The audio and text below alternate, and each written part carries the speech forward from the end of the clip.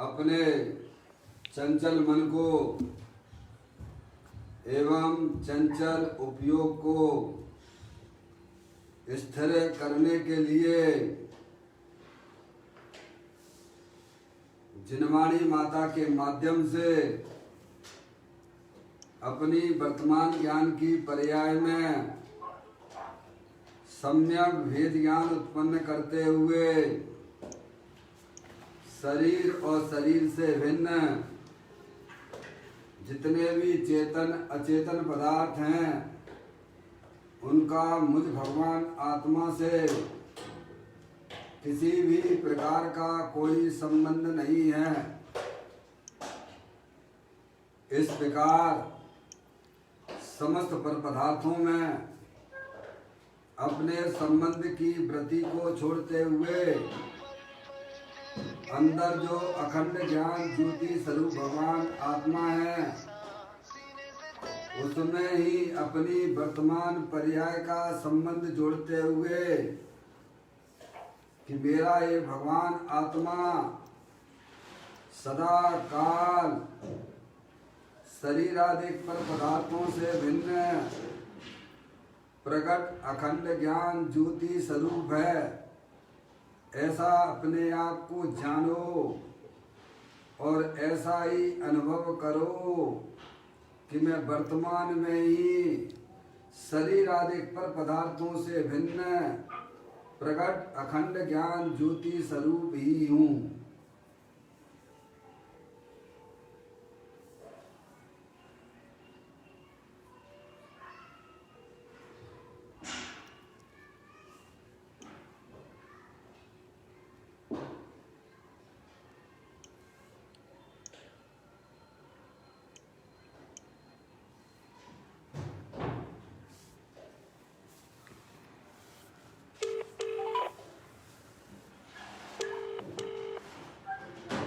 इसी प्रकार से संसार अवस्था में आत्मा की पर्याय में जो विविध प्रकार के पुण्य पाप के परिणाम होते हैं वे समस्त परिणाम पर के लक्ष्य से होने वाले भाव है, वे हमारे आत्मा का स्वभाव नहीं है। कॉल कर रहे हैं ऐसे समस्त रागादिक परिणामों में एकत्व बुद्धि ममत बुद्धि अंदर में जो अखंड ज्ञान ज्योति स्वरूप भगवान आत्मा है जो कि तीनों काल पूर्ण वितराग स्वरूप है, सुख शांति का भंडार है, ऐसे ज्ञायक प्रभु परमात्मा में शरीर रागादिक का लक्ष्य छोड़ के मैं तो तीनों काल पूर्ण ज्ञानानंद स्वरूपी भगवान आत्मा हूँ, ऐसा अपने आप को जानो और ऐसा ही अनुभव करो कि मैं वर्तमान में ही शरीर रागादिक से भिन्न पूर्ण ज्ञानानंद मूर्ति भगवान आत्मा हूँ।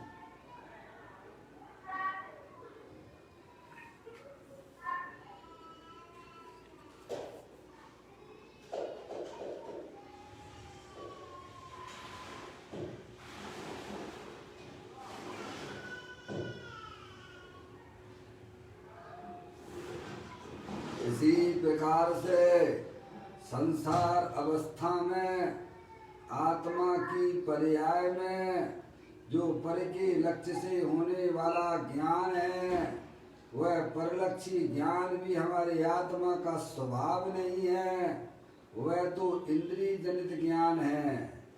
इस प्रकार शरीर रागादिक परिणतियां और परलक्षी ज्ञान की पर्याय से विभिन्न मैं तो तीनों काल एकमात्र अखंड ज्ञान ज्योति स्वरूप हूँ, ऐसा अपने आप को जानो और ऐसा ही अनुभव करो कि मैं वर्तमान में ही शरीर रागादिक परलक्षी ज्ञान की पर्याय से विभिन्न एकमात्र अखंड ज्ञान ज्योति स्वरूप भगवान आत्मा हूँ।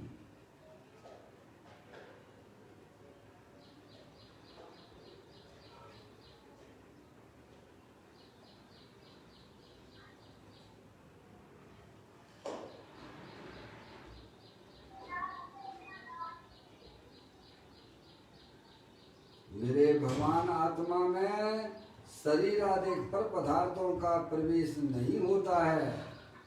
मेरे भगवान आत्मा में राग आदि परिणतियों का प्रवेश नहीं होता है। मेरे भगवान आत्मा में परलक्षी ज्ञान का भी प्रवेश नहीं होता है, क्योंकि मेरा ये भगवान आत्मा सदाकाल शुद्ध वीतराग विज्ञान घन स्वरूप है।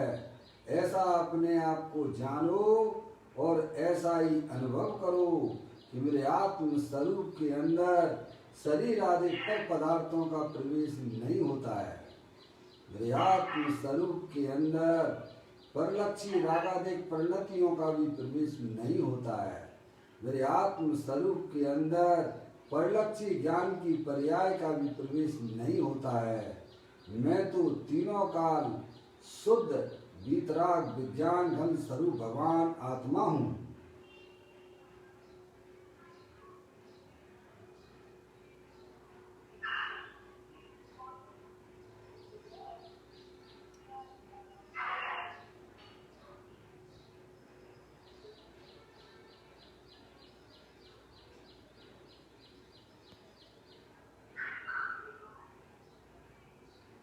द्रव्य कर्म भाव कर्म नौ कर्म रहित शुद्धात्म स्वरूपो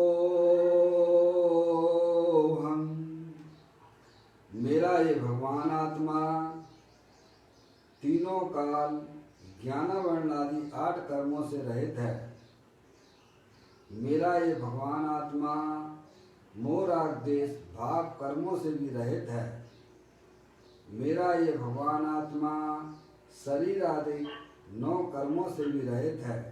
इस प्रकार द्रव्य कर्म भाव कर्म 9 कर्म से रहित मैं तो एकमात्र परम पवित्र शुद्धात्मा ही हूँ।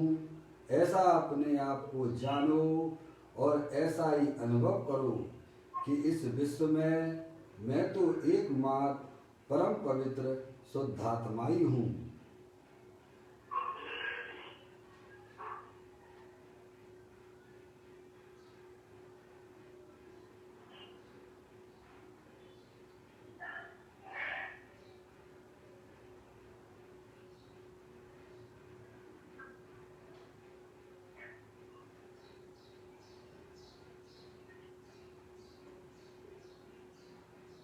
ओम नमः सिद्धेभ्या। ओम नमः सिद्धेभ्या। ओम नमः सिद्धेभ्या। चिंतामणि स्वयं का चैतन्य तत्वमान निज का करूं मैं चिंतवन, निज का करूं श्रद्धान में। शोधा तुम्हारी देव है जो गुण अनंत निदान है। मैं स्वानुभव में देख लूं आत्मा स्वयं भगवान है। मैं स्वानुभव में देख लूं आत्मा स्वयं भगवान है।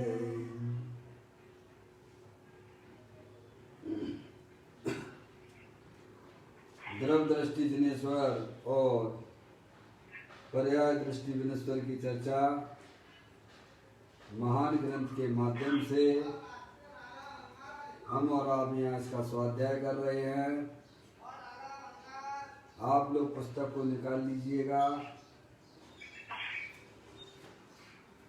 आज का बोल है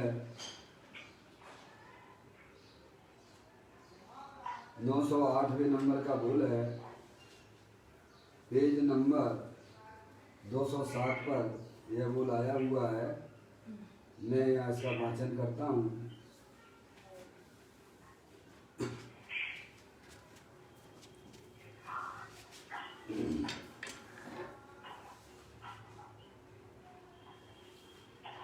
आचार्य आत्मा की बात कहते हैं,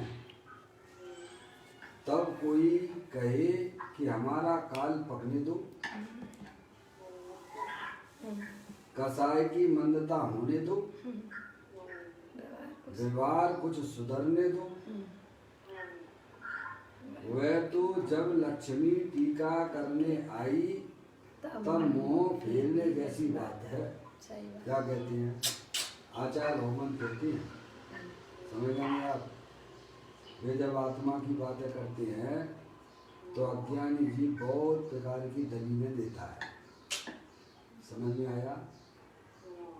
तो वो कहता है कि प्रभु अभी आप आत्मा की बातें हमें क्यों करते हो? आप पहले मैं जो है मेरा समय आने दो ना। अभी का है भाई, समझ गए नहीं आप? अभी क्या रखा है, अभी अपन देख लेंगे, आगे समझ लेंगे। ज़्यादा है तो भाई साहब भाई अभी तो हमें पंचेंद्रिय के विषय भोगों की रुचि है, पहले उन्हें भोग लेने दो, फिर उसके बाद जो है हमारी जब कसाई की मंदता होगी तब फिर जो है कब अपना आत्मा की बातें हमें सुना दें भैया। अभी तो जो है समझ लिया, अभी मुझे ये बातें ऐसी बातें ना सुनाओ। समझ में आई? इतनी उत्कृष्ट बातें अभी आप मेरे को क्यों सुना रहे हो? समझ में आया? जो हमारे आत्म कल्याण की बातें हैं आचार्य भगवान सुनाते हैं, तो वो अपनी दलील देते हुए कहता है कि प्रभु अभी मुझे ये बातें ना सुनाओ, अभी तो मुझे पंच इंद्रिय के विषय भोगों को खूब एक मनुष्य पर्याय मिली है और खूब पहले पंच इंद्रिय के विषय भोग लेने दो, और जब हमारी कसाई की मंदता हो जाएगी, समझ में आया, तब फिर आप मुझे सुनाना अपनी आत्मा की बातें। और कहती है अभी हमारा व्यवहार देखो कैसा है, अभी तो हम संसार में लिप्त हो रहे हैं। क्या हो रहे हैं?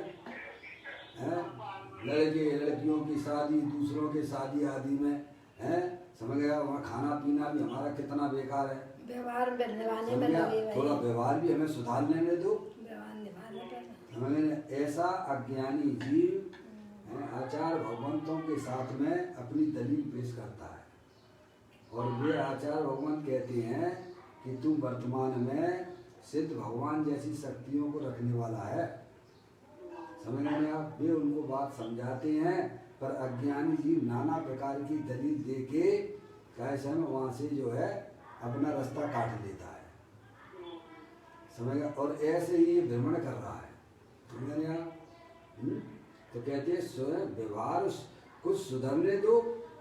वह तो अब कहते वह तो जब लक्ष्मी टीका करने आई तब मुंह फेरने जैसी बातें हैं। क्या तेरे घर में लक्ष्मी आ रही है और तू दरवाजा बंद कर रहा है, मुंह फेर रहा है, 24 घंटे तू लक्ष्मी के पीछे घुमा करता है, सुबह से शाम तक 24 घंटे हैं भाई साहब। कहाँ जा रहा है हमारा जीवन? लक्ष्मी के पीछे लक्ष्मी के पीछे, कमाने के पीछे जा रहा है। का पैसा कमाएंगे और फिर उससे इंद्री विषयों को भोगेंगे। कैसा में 24 घंटा उसी में लगेंगे हो। ये तो ऐसा हो गया कि लक्ष्मी तेरे दरवाजे पे आई भई है और तू टीका लगा रही है कि भाई साहब दुनिया की सारी चीज़ें तेरे पास आ गई। समझ में आया? तू इधर उधर तुझे भागने की जरूरत नहीं है, वो टीका लगा रही है, मतलब तुम्हारे घर में प्रवेश कर रही है, तुम दरवाजा बंद कर रहे हो। ये ऐसी बात है क्या? समझ गए नहीं आप? तो आचार्य भगवान ज्ञानी जीव सब हमको समझाते हैं कि देखो भैया अभी तुम ऐसी उखड़ी उखड़ी बातें ना करो। आपको जो अपनी आत्मा की बातें मिल रही हैं ये समझना चाहिए कि भाई साहब ये आपकी कल्याण की बातें हैं। थोड़ा ध्यान दीजिए, आपस में बात ना करें। आपकी आवाज़, घर की आवाज़ मेरे तक आती है, अब म्यूट कर लीजिए करो। कौन है ये? बिना आंटी की आवाज लग रही हैं? बिना आंटी की लग रही है। थोड़ा ध्यान दीजिए बीना आंटी। बीना आंटी, आपकी आवाज़ें, घर की आवाज़ें हमारे तक आती हैं और उसमें भी कई लोग जुड़े हुए हैं तो अच्छा नहीं लगता। म्यूट कर लिया करो। क्या कहते हैं? आचार्य भगवान कहते हैं तू भाई साहब ये मत कहो मेरे से कि भाई साहब अभी हम जरा विषय भोग लें, समय कसाय की मन्नता होगी तब हम अपनी आत्मा की बातें सुनेंगे, है हमारा व्यवहार सुधर जाएगा तब हम आत्मा की बातें सुनेंगे।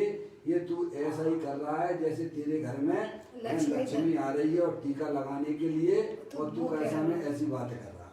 अनंत काल हो गया तुझे जन्म मरण करते हुए, 4 गति 84 लाख योनियों में परिभ्रमण करते हुए, महान पुण्य के उदय से तुझे ज्ञानी लोग मिले हैं, तुझे तेरे आत्मा का परिचय कराते हैं। समझ गए आप? अभी इधर उधर ना देख। समझ गया? देखो हैं, आपको मैं एक बताता हूँ। महावीर भगवान का जीव था, शेर की पर्याय में था। बोलो था कि नहीं था? हैं, 2 चारण रिद्धिधारी मुनराज वहां पर आ रहे थे और उस समय उसकी क्या स्थिति थी? हैं, बोलो क्या स्थिति थी? क्या ऐसी स्थिति आपकी बन रही है अभी? मुझे तो नहीं लगता है। वह शेर का है, महावीर भगवान का जीव शेर की पर्याय में वो हिरण को मुंह में दबाए हुए था उस समय। समझ में आया भाई साहब? और वह जो है कैसा मुनराज उसको संबोधन करते हैं, अरे भाई कम से कम अभी जो है इसके मुंह का जो है जो खाना है वो तो जरा उसको खा लेने दो अथवा बाहर निकालने दो ना, तब उसके बाद सुनाएंगे ना। क्या ऐसा व्यवहार आपका गंदा है क्या? बोलो, विचार कीजिए। क्या ऐसी कसाई की तीव्रता आपके पास में चल रही है क्या? है? अरे जब ये भगवान आत्मा की बात सुनाई जाती है, बताई जाती है, तो आप ये समझिए कि आपका बड़ा ही पुण्य पक चुका है। अब आप इधर उधर ना देखो कि मेरा व्यवहार तो सुधर जाने दो, मुझे कसाई की मंदता तो आने दो, ये बहकी बातें ना करना है। आप किसी भी देखिए, आप पूर्व भाव के किसी भी जीव का वो देख लीजिए दृष्टांत। समझ गए ना आप? उसी समय मुनराज ने तुरंत बोला, अरे तू तो सिंह राज नहीं है, तू तो चैतन्य राजा है। कौन है? तू तो जानने देखने वाला पदार्थ है। ऐसी व्यवहार में हमारी क्या स्थिति है क्या? और उसने भी स्वीकार कर लिया। अरे अपने भगवान आत्मा की बात भाई साहब, जिस स्थिति परिस्थिति में मगर मिल रही है तो इधर उधर बिल्कुल देखने की जरूरत नहीं है कि भाई साहब मेरा व्यवहार तो सुधर जाने दो, हैं अभी भगवान की पूजा भक्ति तो करने दो, मंदिर में तो जाने दो। समझ में आया भाई साहब? आप जहाँ हो वहाँ हैं, अगर आपको अपनी आत्मा की बातें मिल रही है तो ये समझना चाहिए आपका पुण्य फट चुका है। समझ में आया भैया? आप बिल्कुल होनार हो, आपकी होनार अच्छी है कि जिन्हें अपने आत्मा की बातें सुनने को मिलती हैं उनकी होनार बहुत अच्छी है। समझ गए ना आप? जिन्हें अपनी आत्मा की बातें सुनने को नहीं मिलती हैं वे तो अभागे हैं, क्योंकि वस्तु स्वरूप का प्रतिपादन करने वाले ज्ञानी लोग यहाँ बैठे हुए हैं।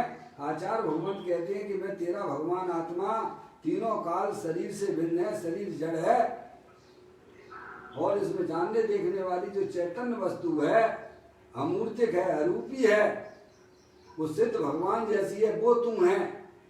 इतना ही भाई साहब आपकी जो योग्यता देख के ही प्रभु समझाते हैं। ऐसे नहीं है कि साहब पहले मैं शास्त्र तो पढ़ लूँ, मैं पहले भगवान की पूजा तो कर लूँ, पहले मैं अपना थोड़ा व्यवहार तो सुधार लूँ, ये अभक्ष वगैरह खा रहे हैं पहले अभक्ष खाना तो छोड़ें, ऐसी बहकी बातें ना करना। समझ में आया भाई साहब? तुम पहले ज्ञानियों की बातों को थोड़ा सुनने में अपना उपयोग लगाइए, वे क्या कह रहे हैं। 2 चारण रिद्धिधारी मुनराज, एक शेर की पर्याय में महावीर भगवान का जीव है। बोलो, उन्होंने क्या उपदेश दिया और उसने स्वीकार किया और पश्चाताप के उसके आंसू निकलने लग गए। उन्होंने तो नहीं देखा कि भाई साहब ये जो है हिंसक प्राणी है, मुंह में हिरण को दबाए हुए है, समझ गए ना? वो बोलो भगवान आत्मा का उपदेश दिया कि नहीं दिया है? ऐसी स्थितियां परिस्थितियां हमारे पास में वर्तमान में बिल्कुल भी नहीं है। इसीलिए विचार करना चाहिए। हमारी होनार हमारी भव्यता पक चुकी है, क्योंकि हमें वस्तु स्वरूप को बताने वाले लोग मिल गए हैं, ज्ञानी मिल गए हैं, और हमें सुनने की अंदर में रुचि जागृत हो गई है। ये हमारी सबसे बड़ी होनार है। समझ में आया? और नहीं भी हुई है तो भी समझने लायक तो अपना भगवान आत्मा ही है कि क्या कह रहे हैं। व्यवहार सुधरना होगा, सुधर जाएगा, तुम उसकी तरफ ना देखो, तुम तो ये देखो कि ये क्या रहे हैं। क्या इस पे वजन देने की बात है। समझ गए ना आप? हम जो है धर्म के नाम पे सबसे पहले आजू बाजू में देखने लगते हैं कि भाई साहब देखो मैं तो कैसा में इतना गंदा हूँ, अभी तो मेरा व्यवहार देखो कितना गंदा है। मैं तो टाकीज में फिल्म देखता हूँ और ये यहाँ आके ऐसी बातें करते हैं। अभी नहीं, अभी तो जो है वो पंचेंद्रिय भोग हो। अरे तेरी योग्यता पक चुकी है, तो एक बार सुन तो प्रभु। उस शेर की पर्याय में रहने वाला जीव जब देखो ये कैसे चले आ रहे हैं मेरे सामने, लोग मेरे से मनुष्य भागते हैं और ये मनुष्य मेरे पास में आ रहा है, बताइए आप। और उन्होंने कह दिया कि भाई साहब तुम तो जो है तीर्थंकर के जीव हो और अगली 24वीं में तुम जो है समझे 24वें तीर्थंकर होने वाले हो। तुम भगवान आत्मा हो, तुम शरीर को ना देखो, तुम तो चैतन्य स्वरूपी भगवान आत्मा हो। इतना ही तो उपदेश दिया था ना। सम्यक दर्शन की प्राप्ति होगी। भाई साहब बताइए आप किस व्यवहार को सुधारने की बात करते हो? हमारा 24 घंटा ज्ञान की पर्याय में व्यवहार सुधारने के लिए जाता है। ज्ञानी कहते नहीं, तेरा काल पक चुका है, तुझे अपने आत्मा की बातें जो ज्ञानी लोग बता रहे हैं तू ध्यान से सुन। और जिनको अंदर में अपने आत्मा की रुचि जागृत हो गई है, भले ही सम्यक दर्शन नहीं हुआ है, वे जीव सब भव्य हैं। ऐसा पद्मनंदी आचार्य देव ने भी पद्मनंदी पंचविंशतिका में भी यह बात की है कि जो अपनी आत्मा की बातें प्रसन्न चित्त से सुनते हैं वे जीव सब भव्य हैं और अल्प काल में अपनी आत्मा की पर्याय में परमात्मा दशा प्रकट करने वाले हैं। बोलो कहा है कि नहीं कहा है? अभी आत्मा का अनुभव नहीं हुआ है, लेकिन अपनी आत्मा की बातें प्रसन्न चित्त से सुनते हैं, फिर आगे कैसे अपनी पर्याय में परमात्मा दशा प्रकट करने वाले हैं। समझिए आपको भी समझना चाहिए कि भाई साहब ये बात वस्तु स्वरूप की मेरे को जानने को मिल रही है। भगवान कहते हैं कि शरीर जड़ है और जो जानने देखने वाली वस्तु अरूपी वो आत्मा वो मैं हूँ। और हमारी आत्मा में जो विविध प्रकार की संसार अवस्था में जो रागादिक परिणाम देखे जाते हैं वो तुम नहीं हो। क्या भाई साहब? ऐसी सत्य वस्तु स्वरूप की जो बातें सुनते हैं समझना चाहिए कि वे जीव सब भव्य हैं। वे अब संसार में रखड़ पट्टी नहीं करेंगे और जो भैया गली गली कूचा निकालेंगे उन्हें तो भाई साहब कोई नहीं है। समझ गए आप? उन्हें तो कोई इस संसार से निकाल नहीं सकता है। ज्ञानियों की बात पर विश्वास कीजिए, अनंत परमात्मा की बात पर विश्वास कीजिए। वर्तमान में ऐसा ना देखें कि भाई साहब अभी मेरी कसाई की मंदता होने दो, पहले भगवान की पूजा भक्ति तो कर लें भाई साहब, स्वाध्याय बाद में कर लें। हम देखते हैं मंदिर में जाते हैं, तत्व की बातें चलती हैं, लेकिन अरे तो चलने तो कह भगवान की पूजा तो कर लें। अरे तू अपने आत्मा को समझ ले, तेरा ज्ञान दूर कर ले। सबसे पहले भगवान ने यही उपदेश दिया है, स्वाध्याय ही परम तप कहा है। वो चीजें भी हो जाएंगी, आगे पीछे कर लेना, क्यों मरे जाते हो? उनका कोई थोड़ा का तुम्हारी छुड़ा रहे हैं तुम्हारी तुमने अज्ञान में तुमने अपने उनका करता धरता देख रहे हो। भाई तुम पूजा के करने वाले हो कि जानने वाले हो, ये तो समझो। तुम शरीर की क्रिया के करने वाले हो कि जानने वाले हो? सच्चा ज्ञान करोगे तो भाई साहब आपकी आत्मा में निराकुलता की उत्पत्ति होगी और विपरीत ज्ञान तो अनादिकाल से हमारी आत्मा में चला ही आ रहा है। इसीलिए जहाँ अगर तत्व की बातें चलती हैं, आत्मा की बातें चलती हैं, तो सबसे पहले अपनी तत्व की बातें सुनिए। सबसे बड़ी पूजा है आपकी, सबसे बड़ी पूजा है स्वाध्याय को बोलो क्या कहा गया है, परम तप की संज्ञा दी गई है, क्योंकि वो हमारी अज्ञानता को हरने वाली है?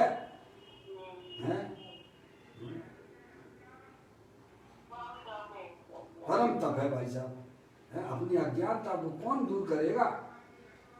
ये माँ जलवाणी माता ही हमारी अज्ञानता को दूर करने में निमित्त होती है, और उससे आप अपनी जो है दूरियां बना के चलोगे तो अनंत संसार में तुम्हें हमें सबको ढूंढना पड़ेगा भाई साहब।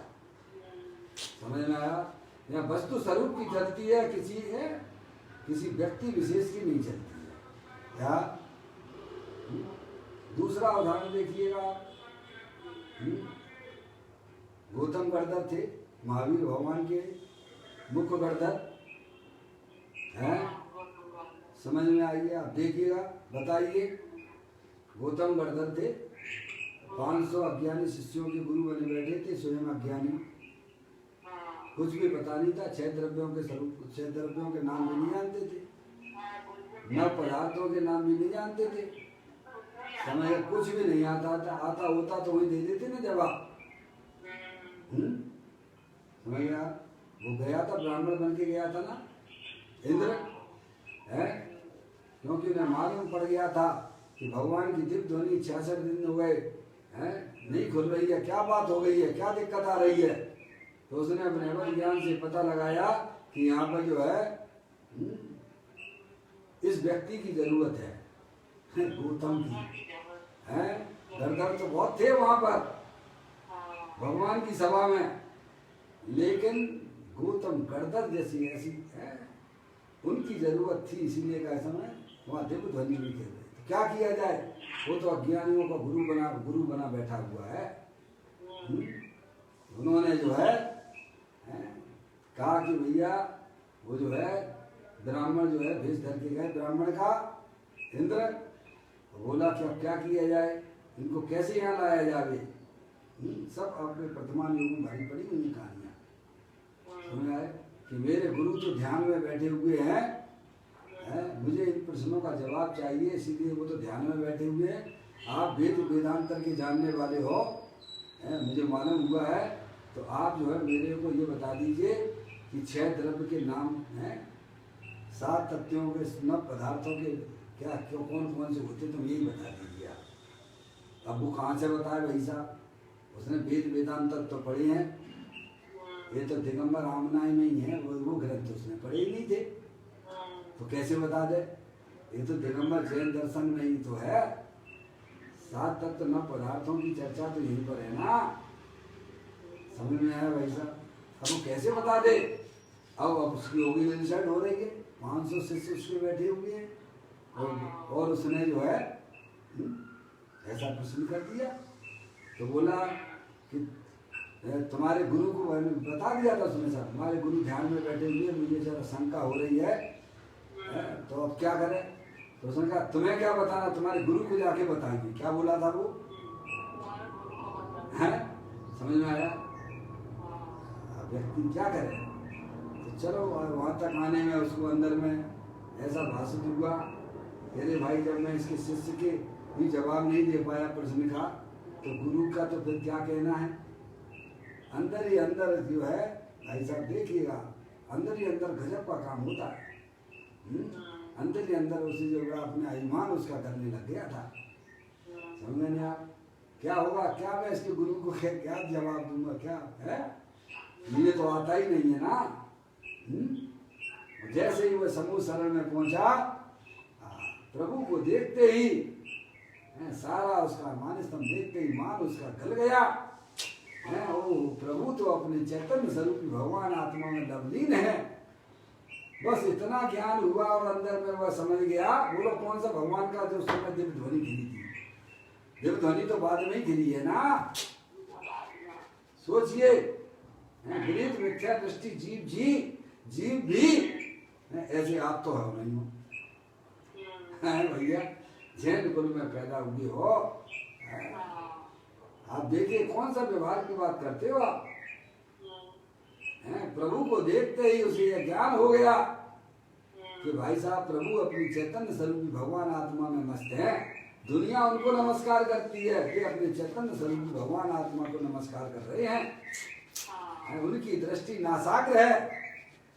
हाँ, और उसको जो है प्रभु को देखते ही सम्यक दर्शन की प्राप्ति हुई। शरीर के अंदर कोई बहुमूल्य वस्तु है जिसकी तरफ भगवान झुके हुए हैं। इतने में तो सम्यक दर्शन हो गया और उसी समय उसने दीक्षा भी ले ली और भाई साहब ध्यान में बैठ गया और 4 ज्ञान के धनी भी हो गए। क्या हो गए भाई साहब? मत ज्ञान, स्तुत ज्ञान, अवध ज्ञान और मन पर ज्ञान तक प्रकट कर लिया। समझ में आया? और भगवान की फिर दिल ध्वनि खिलने लगी। आप किस व्यवहार की बात करते हो? नहीं, पहले मैं भगवान की पूजा तो कर लूं। क्यों भैया? समझ में आया भैया? पहले अपना मैं व्यवहार तो सुधार लूं, पहले मैं अपनी कसायों को तो पतला कर लूं, तब भगवान आत्मा की बातें सुनेंगे। अपने आप को पहचानने की कोशिश कीजिए। जब आपको भगवान जो है का जब ज्ञानी अगर आपको अपनी आत्मा की बात सुनाते हैं तो भाई साहब बिल्कुल बैठ के सुन लेना, इधर उधर की गलियां नहीं निकालना। पहले मैं अपना व्यवहार तो सुधार लूं। अभी मेरे जीवन में ये चल रहा है, मैं ये ऐसा करता हूँ, वैसा करता हूँ, भूल जा। जो पर्याय आई थी वो चली गई हैं, वो तेरे कोई आत्मा के अंदर रहती नहीं है।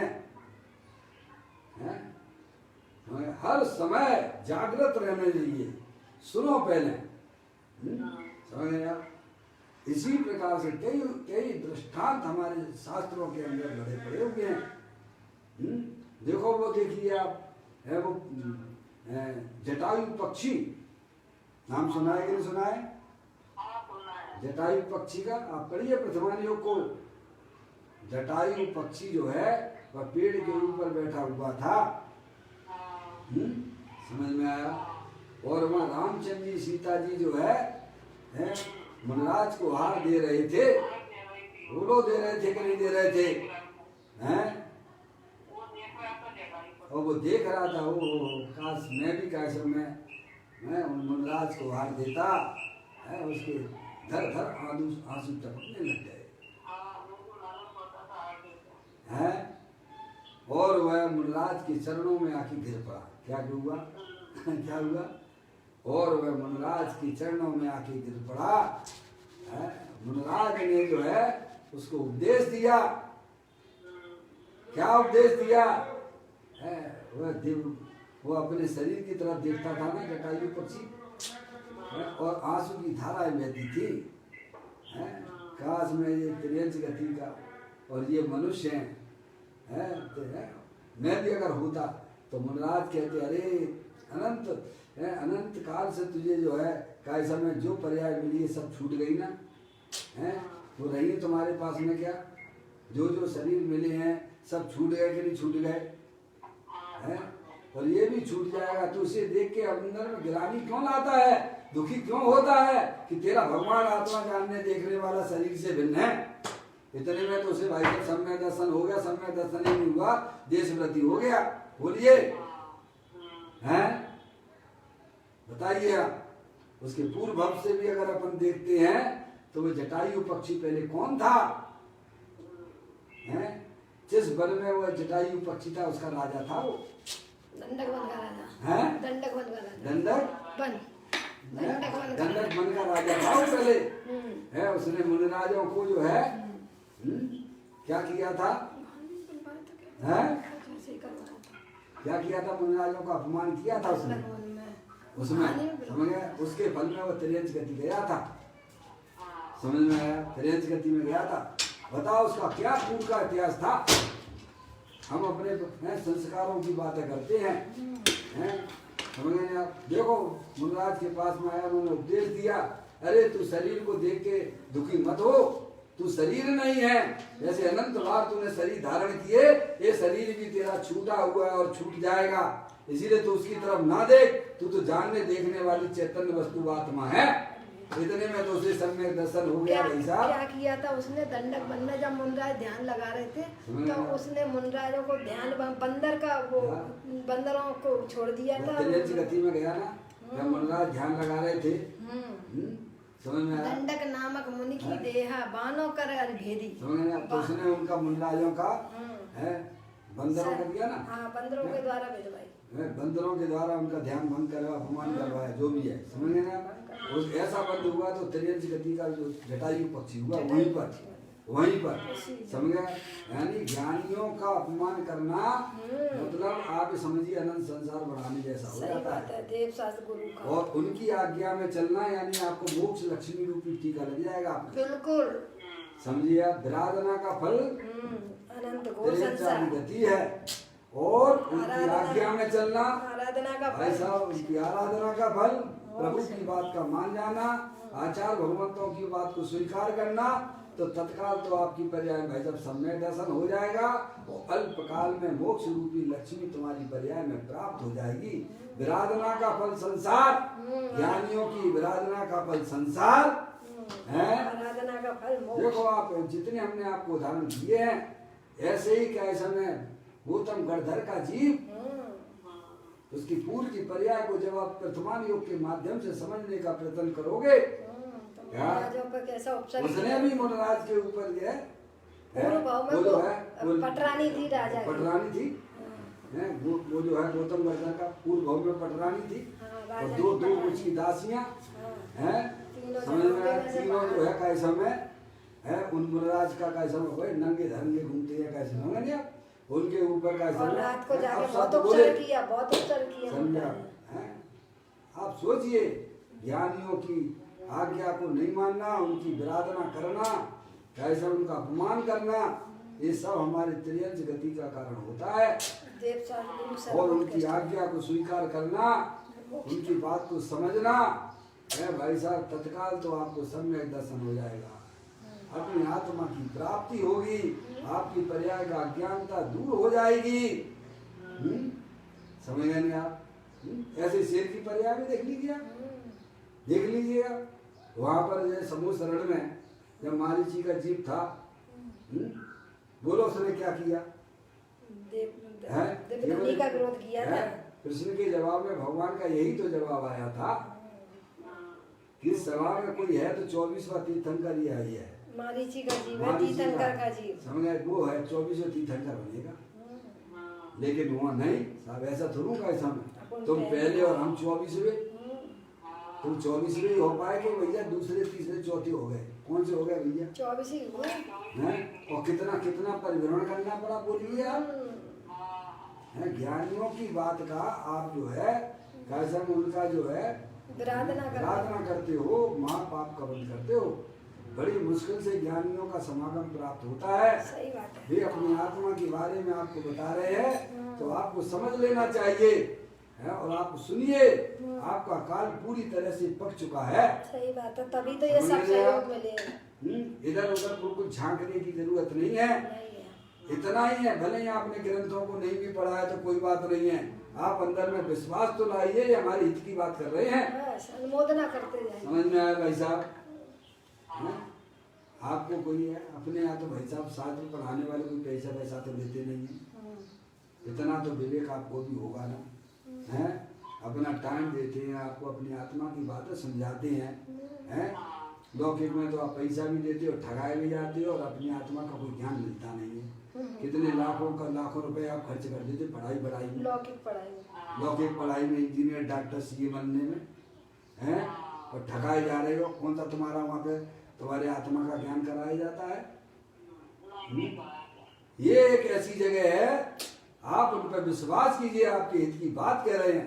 मानोगे तो धन्यवाद नहीं मानोगे तो उनकी बात तो उनके पास में है। कहते हैं ना मानो तो लाख ये तो अंदर में करुणा कभी तो अंदर में उनको राग का परिणाम आया है कि मैं भी इन अज्ञानियों जैसे पहले संसार में परिभ्रमण करता था पंच इंद्रिय के विषयों में सुख की कल्पना करके मैं भी घूमा करता था मैं दुखी होता था। मुझे जिन्हें देव परमात्मा की जो शरण मिली है उनके बताए हुए तत्व को जो मैंने समझा है मैंने स्वयं अपनी पर्याय में निराकुरता की उत्पत्ति की है ऐसी ज्ञानी जीवों की पर्याय में अज्ञानी जीवों के प्रति राग का परिणाम आया तो शास्त्र की रचना हो गई है।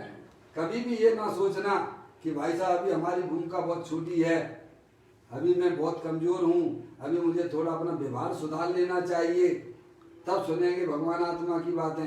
अरे भाई ऐसा ऐसा पीछे पीछे ना करना है। तुम्हारी योग्यता पक गई है तभी तो ज्ञानी समझाती है ना है। ऐसे तो बहुत सारे लोग जैनी हैं वो लोग कहाँ सुनते हैं अपने आत्मा की बातें। आपको अंदर में जागृति हो गई है तो ये समझ लेना चाहिए कि आपका ये संसार जो है भव का किनारा आ गया, भव का किनारा आ चुका है। अब इसमें बिल्कुल शिथिलता ना रखना। जो आपको बातें मिल रही हैं वह वस्तु स्वरूप को बताने वाली हैं, वे हमारी अज्ञानता को मेटने वाली हैं। समझ में आया भाई साहब हैं? अभी ये मत देखिए कि भाई साहब हमारा व्यवहार कितना गंदा है। अरे तुम भूले हुए भगवान छे हो भाई, समझ में आ जाएगी तो सब। अभी मेरे पास शास्त्र का ज्ञान नहीं है, अभी तो मैं कुछ ABCD नहीं जानता हूँ है। तुम लौकिक में तुम्हें डॉक्टर के ऊपर विश्वास होता है कि नहीं होता है? क्या इतना विश्वास ज्ञानियों के ऊपर भी ना करोगे है? नहीं करोगे तो भाई साहब तुम समझ लेना कि तुम जो है भाई साहब ऐसे ही डोलते रहोगे। अरे जो अपनी आत्मा की बात बताते हैं कि तुम भाई साहब शरीर नहीं हो, ये जानने देखने वाले पदार्थ वस्तु आत्मा हो हैं। ये काम जो तुमने अनादिकाल से नहीं किया है, बस वही काम करने के लिए इस मनुष्य पर्याय में जीव आता है, नर से नारायण बनने के लिए आता है। समझ में आया? अरे वे क्या काम करते रहना, पुण्य पाप तो तुमने अनंत बार करे हैं अनंत बार तुम्हारा आत्मा 9 पे गिर गया है, अनंत बार तेरा पाप के परिणाम से तेरा आत्मा नरकों में गया है, निगोद में गया है? पुण्य पाप के ऊपर ज्यादा ललचाने की जरूरत नहीं है। जिन पुण्य पाप नहीं कीना, आत्मोनुभव चित दीना, तिन्हि विधि आवत रोके, संबर लय सुख अवलोक। समझ गए आप? हर हमारे ग्रंथों के अंदर बिल्कुल लिखा पड़ी है, पुण्य पाप की रुचि छोड़ दीजिए। ज्ञानियों को भी पाप से बचने के लिए पुण्य के परिणाम आते हैं, पर वे उसे हे रूप से मानते हैं, उसे जो उपादेय रूप से स्वीकार करते नहीं है, अटकते नहीं। क्योंकि सारी जो पर्याय बैर मुक्त तत्व हैं। समझ गए आप? अंदर में भाई साहब जो बात आपको मिल रही है, आप ये समझिए कि आपकी होनार अब अच्छी आ गई है। आपको अपनी आत्मा की बातें जो सुना रहा है भाई साहब, उसका सम्मान कीजिए, उसे इज्जत दीजिए। प्रभु आप मुझे और बताइए और बताइए और बताइए और बताइए। क्या अंदर में ऐसा उल्सा जब तक हमारे आत्मा में नहीं आता है भाई साहब, अंदर में जिज्ञासा रुचि हो अपने आत्म तत्व के प्रति, ये बातें आपको दिगंबर जैन समाज के अलावा कहीं भी सुनने को नहीं मिलेंगी। और उसमें भी भाई साहब बहुत कम लोग मिलेंगे इधर की बात लपेट लपाड़ के आपको जो है कई समय बेहोश कर देंगे, टाइम पास करेंगे। क्या समझ नहीं आप? सीधी सीधी बातें जो पूज्य गुरुदेव श्री के माध्यम से जो हमारे आपके सबके पास सुनने को मिल रही हैं, उसमें अपना उपयोग लगाएंगे। ये सब मैं तो आप उसमें एक एक गाथा पढ़ता हूँ, उसकी टीका पढ़ता हूँ, उसका कलश पढ़ता हूँ। आपको लगता होगा कहीं ऐसा कुछ लिखा हो तो बताइए आप हैं। अपन जो चर्चा करते हैं, जो शुद्धात्मा की कथनी करते हैं, वह पूरा का पूरा है वहीं से आई हुई बात है, भगवान के यहाँ से आई हुई बातें हैं, आचार भगवंतों की बातें हैं। इसमें बिल्कुल भी कोई मिलावट नहीं है। समझ गए आप? इसीलिए अपने व्यवहार को ना देखते हुए, व्यवहार तो सब सुधर जाते हैं भाई साहब। अनंत बार तुमने अपना व्यवहार सुधारा है, क्या तुम्हारे संसार का अभाव हो पाया क्या है? कहते दिशा सुधरी तो दशा तो सुधर ही जाएगी। देखो आपने रामायण तो देखी होगी ना है? उसमें जो है राम का रोल करने वाला कौन था? अरुण कपूर। अरे कौन था? राम का रोल किसने किया था? अरुण गोविल। अरुण गोविल है? अरुण गोविल है? समझ में आया?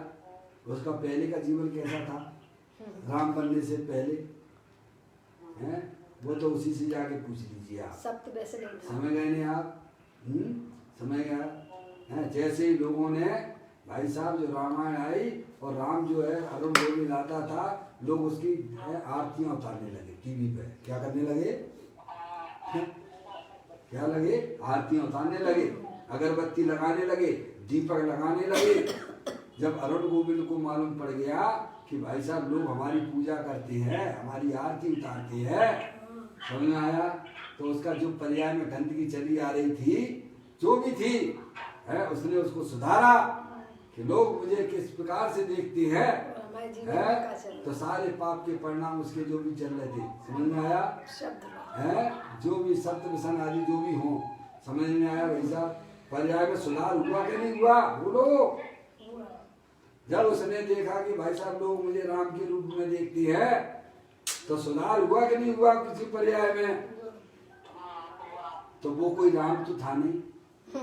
अरे जो राम नहीं था, राम का रोल ही कर रहा था, तब उसकी पर्याय में सुधार हो जाता है। तुम तो आत्मा राम और है, तुम तो पक्के परमानेंट आत्म राम हो। तो तुम्हारे पाप छूटेंगे कि नहीं छूटेंगे? बोलो। तुम तो पक्के आत्म राम हो। हकीकत है तो एक बार अपने आत्मा को तो समझो, सब पाप तुम्हारी पर्याय के सारे विकार दूर हो जाएंगे भाई, पर्याय में पवित्रता प्रकट हो जाएगी। दूसरा उदाहरण दे के समझाता हूँ मैं आपको। रावण था ना, रावण था ना, रावण। थोड़ा भाई डिस्टर्ब ना करें प्लीज, घर की बात है, थोड़ा म्यूट कर लिया करो। तो कहते हैं रावण था ना, रावण किसको चाहता था? सीता को चाहता था। किसको चाहता था? सीता को। चाहता था कि नहीं चाहता था? चाहता था। है परेशान रहता था, पर उसकी जो है कहना ज्ञानी था वो भी, समझ में आया है, शास्त्रों में आती इसकी बात है। लेकिन उसकी एक ही हट थी कि जब तक वह मेरे को स्त्री नहीं चाहेगी, तब तक मैं उसको हाथ भी नहीं लगाऊंगा। समझ में आया भाई? है नियम था उसका, नियम था, समझ गए आप? तो वो जो है कहना परेशान रहता था सीता को प्राप्त करने के लिए। है उसकी वाइफ जो मंदोदरी, कौन? मंदोदरी है। मंदोदरी देखा जी हमारा पति बहुत परेशान हो रहा है, तो बोले कि भाई परेशान क्यों हो रहे? तुम सीता के लिए परेशान हो ना, तो एक काम करो ना, तुम तो बहुरूपी विद्या वाले हो ना, तुम राम का रूप धारण कर लो ना, क्योंकि सीता राम को चाहती है, तुम राम को चाहते हो। नहीं, तुम सीता को चाहते हो। तुम सीता को चाहते हो, सीता राम को चाहती है, और तुम जो है सीता को चाहते हो, क्यों ना तुम जो है राम का रूप धारण करके तो सीता तुम्हारी हो जाएगी। तो वो बोलता है कि यह रूप भी हमने धारण किया, जब हमने श्री राम का रूप धारण किया तो हमारे पर्याय में सीता के प्रति जो विकार का परिणाम होता था, काम वासना का परिणाम होता था, वह स्वाह हो गया। बोलो क्या वो राम हो गया था क्या? नहीं है, रावण तो रावण ही था ना। केवल देश धारण करने से जब विकार दूर हो जाती है, तुम तो परमानेंट आत्मा राम हो। इसीलिए जहाँ भी अपने आत्मा की बातें मिलती हैं, आप सब तरफ से का सब अपने उपयोग को हटा दीजिए और अपने चैतन्य स्वरूपी भगवान आत्मा की तरफ ध्यान से सुनिए। समझे ना आप? उस समय बिल्कुल कैसा बाहर से सबसे मना कर दीजिए, भाई साहब इस टाइम पे तो हम अपने आत्मा की बातें सुनेंगे, ये हमारी आत्मा का परिचय कराया जा रहा है, मुझे अभी तुम्हारी कोई नहीं सुनना, और ना तुम अपने व्यवहार को देखिए, तुम्हारा व्यवहार सब अच्छा होने वाला है। तुम एक बार इन बातों को सुनो तो गुरुदेव श्री का जितने भी विरोध करने वाले आए थे कि भाई साहब सब गुरुदेव श्री के हो गए थे। बोलिए आप क्यों? क्योंकि वे सब भगवान आत्मा ही तो है ना। गुरुदेव श्री जो सुना रहे हैं भाई साहब मेरे कल्याण की बातें सुनाते हैं, और मैं भगवान आत्मा ही तो हूँ ना। सब प्रभु उनके सब सुनने वाले हो गए बीचा। कहते तो गुरुदेव कौन सी छड़ी है, वो जादू की छड़ी है। तो सब भगवान आत्मा है, कोई विरोधी नहीं है। इसलिए जहाँ आत्मा की बातें आपको मिल रही है, उसे ऊंचे दर्जे की बातें ना समझते हुए कि भाई साहब ये मेरे लिए है, मेरे हित की चर्चा है, अभी आप इधर उधर न देखते हुए बिल्कुल एकांत में भाई साहब बिल्कुल जो बातें चल रही अपने उपयोग को है। अब ये मत सोचो कि भाई साहब ये हमारा जो है कैसे स्वाध्याय नहीं है, अभी हमने तो ग्रंथ नहीं पढ़े हैं, अभी हमारा व्यवहार तो बहुत गंदा है। अभी उनकी तरफ बिल्कुल ना देखिए, समझ गया? जो जैसा मिल रहा है आप वस्तु स्वरूप का ज्ञान कीजिए। आपकी पर्याय में वो चमक और दमक आने वाली है, वो पर्याय के दुख मिट जाने वाले हैं जो अनंत काल में नहीं हो पाए हैं। समझ रहे हैं आप? व्यवहार की तरफ बदल ना देते हुए अपनी आत्मा को समझने में अपनी बुद्धि को लगाइए। अवश्य हमारा कल्याण होगा भाई साहब, हमारा नहीं होगा तो किसका होगा? सही बात है। जो अपने चैतन्य स्वरूपी भगवान आत्मा की बातें सुनते हैं, उन्हें अंदर में विचार करते हैं, उनका अवश्य ही पर्याय में वर्तमान में सुख की पर्याय प्रकट होती है और अल्प काल में उनको परमात्मा दशा भी प्राप्त होती है। इस प्रकार से हमें आजू बाजू में न झांकते हुए अब भगवान आत्मा की बातें सुनने में अपना उपयोग लगाइए। यही हमें इस बोल में समझाने का प्रयत्न किया गया है। अभी अपना समय हो गया। निज निधि निज में बताई, ये अनंत अनंत उपकार है, उसके लिए जिन वाणी माँ को वंदना सतबार है, वंदना सतबार। नौ बार